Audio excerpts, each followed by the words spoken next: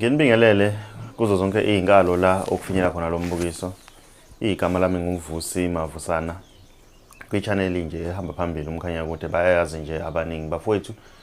Siyazi ukuthi ngomhla ka2 kule weekend nje sisuka kuyona bekune launch kabahubhe workshop.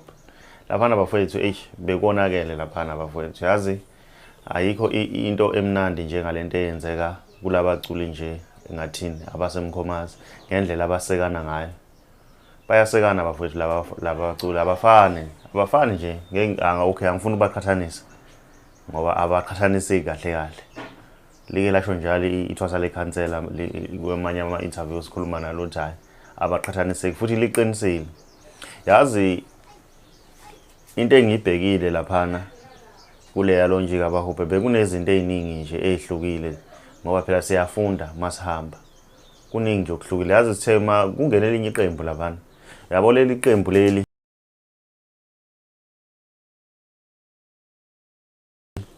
nje ngilikhombayo ngaphezulu leli ngilikhombayo.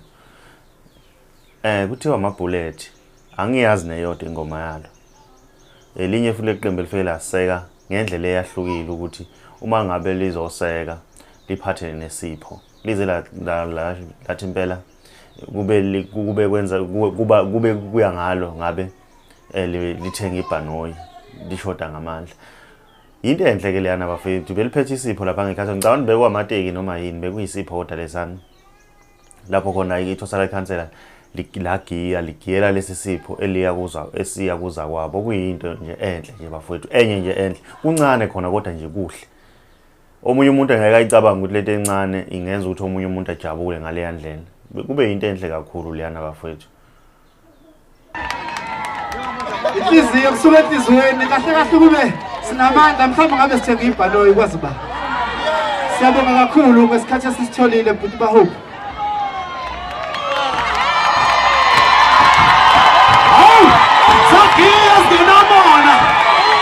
Ngiyafisa ukuthi namanye nje amalonji afane nalawa. Okunye nje ukukhuluma ngomsebenzi kabahubhe. Ubahubhe usebenzile. Into engiyithandile nje mina ngealbum yakhe. Ubahubhe akashintshe isiqa akashintshe ngoba lento yokushintsha kwesiqi somculo kuyenza ukuthi umculi ukuthathe kude uthi ingoma uyilokhozane ukwazi ukuthi umqhathanise nengoma esuke kule album esukade esuka ngakuyona. So isiqi sakhe siyafana nje nezinye nama album akhe amanye kuhluke nje indlela yokucula imnandi nje kakhulu.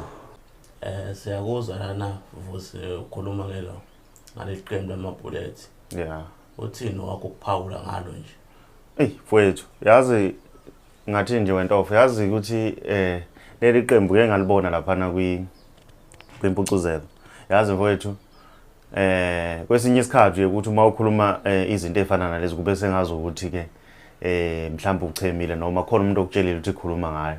Kodwa ke ngoba usubuzile lo mbuzo ngeke ngalibona leli qembu bafu ngicabanga ukuthi nawe ubukhona laphana kwimpucuzeko.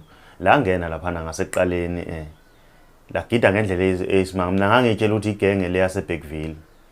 Le genge le yabo khona lo baba lo la sengikhohle ukuthi obani. Kodwa yayikhona eqhudeni kulela qhude le. Amagugezo. Hayi amagugezo akona amagugezo. Kukhona leli qembu leli. Ayi ukuthi awulazi wena man. Abafana basemawuzi ngangitshela ukuthi ibona. Kanti ke le qembu kuthiwe lasendwethu. Uyabona bafowethu uma sikhuluma ngale qembu le lokhuzana. Liqembu lamabullet lasendwethu.